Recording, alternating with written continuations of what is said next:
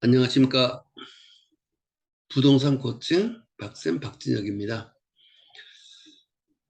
오늘은 요즘 사회적으로 문제가 되고 있는 전세 사기 피해 본 사람들이 지금 굉장히 많아요. 강서구 쪽, 특히 강서구, 화곡동, 신월동 이런 지역에 전세 사기 피해가 굉장히 많다. 특히 강북 쪽에 많다고 보시면 돼요.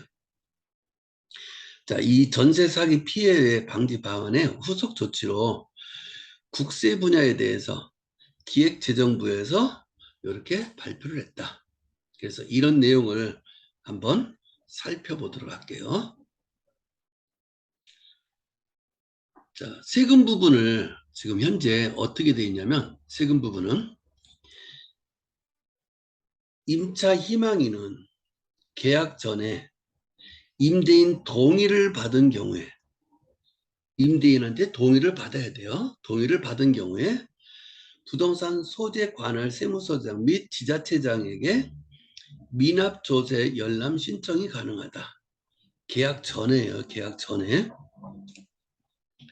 동의를 받은 경우 임차인이 계약하기 전에 동의를 받은 경우 가능해요. 그런데 동의를 안 해주면 어떻게 되느냐? 동의하지 않으면 열람이 불가능하다. 안 돼요. 그리고 국세의 경우 부동산 소재지 세무서에서만 열람이 가능하여 제도 활용도가 낮았다. 자, 이걸 이제 어떻게 바꿨냐면 주택임대차 계약일로부터 그럼 계약을 한다는 얘기죠. 계약일로부터 임차 개시일까지의 기간 잔금 이게 잔금이에요.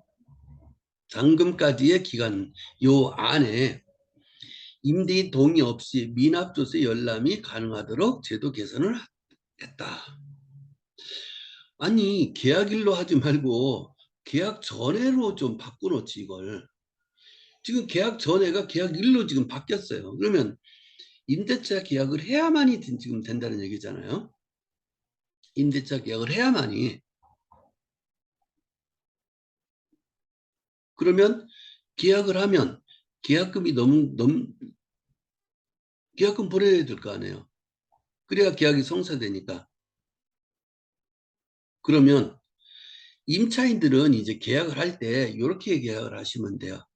계약일부터 했기 때문에 특약상에다가 계약을 하고 임차인이 그 계약서를 들고 바로 가서 세무서에 가서 열람을 해서 세무서에 열람을 해서 임대차 계약서가 있어야 되니까 그 계약서를 들고 가서 열람을 해서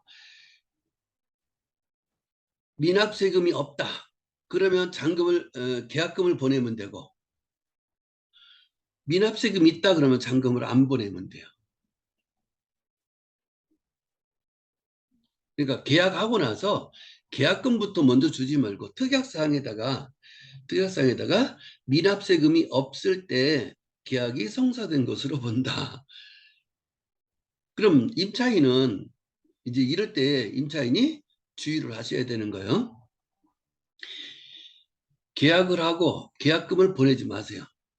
가계약금도 보내지 마세요. 어떤 돈을 보내지 마세요. 보내지 말고 미납세금 이것을 세무서에 가서 열람을 하시는 거예요. 계약서를 들고 가서 열람을 한 다음에 그리고 미납세금이 있다 그러면 계약하지 마시고 계약금 보내지 마시고 미납세금이 없을 때 계약금을 보내면 돼요. 자, 이제 특약사항에다가 계약 후에 임차인은 계약 후에 세무서에 가서 국세 완납증명서 발행 후에 미납세금이 없을 때 계약금을 보내면 계약이 성사된 것으로 본다. 이런 내용으로 내용이 들어가면 돼요.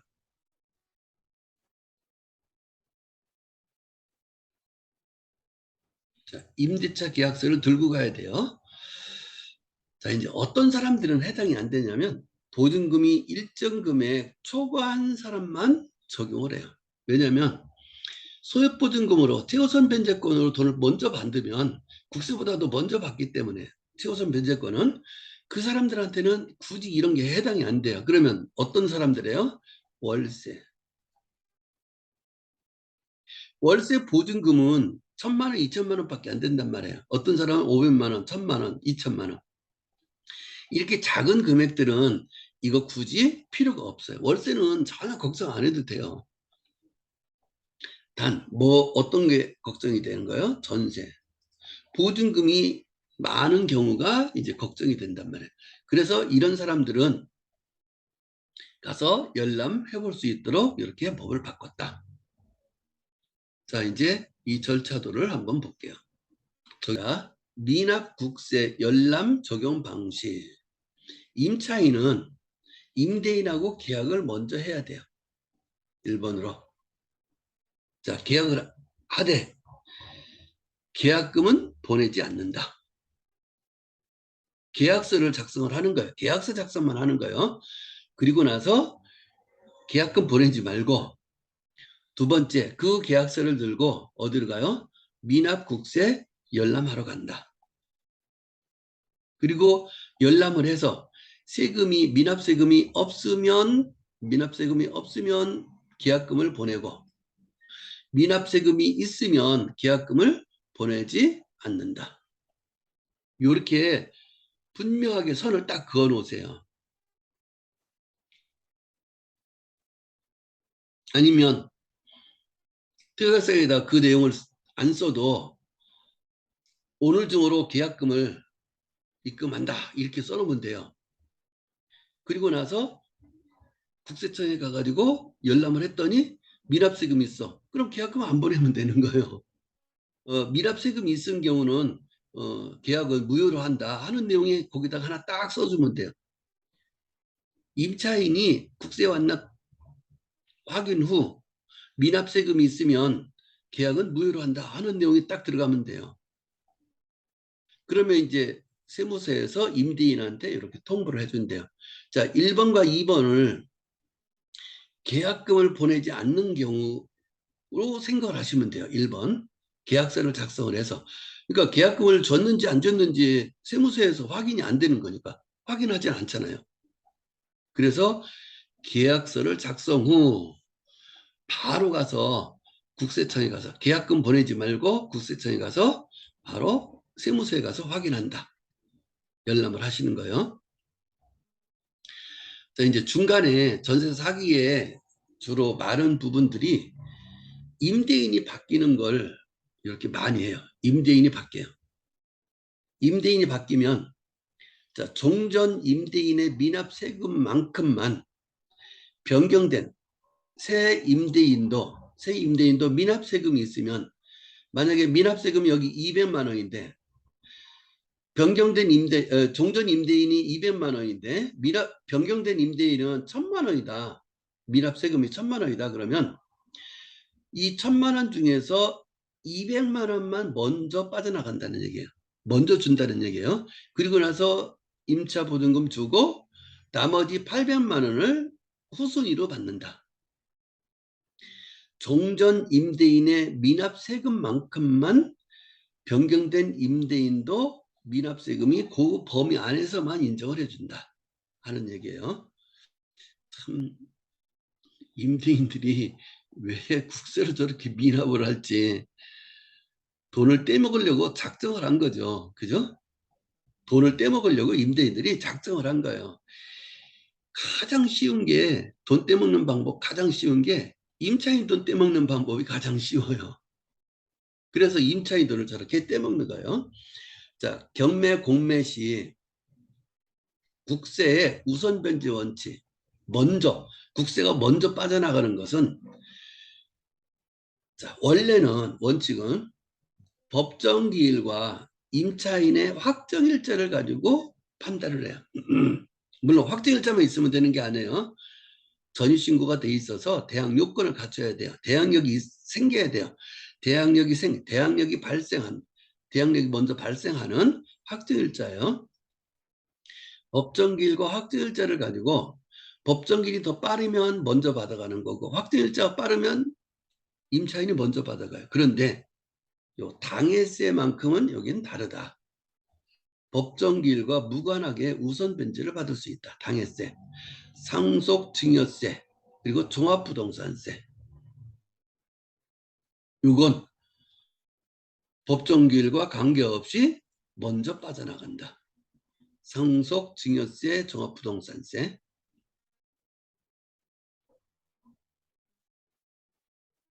자, 이 부분을 이제 이렇게 바꿔준대요. 당연히 법정기일이 빠르면 먼저 받아가는 거예요. 법정기일이 빠르면. 근데 법정기일이 늦은 당해세. 자, 지금은 현재는 법정기일이 늦은 당해세도 임차 보증금에 앞서서 먼저 돈을 받아가요. 그런데 이걸 이제 이렇게 한대요.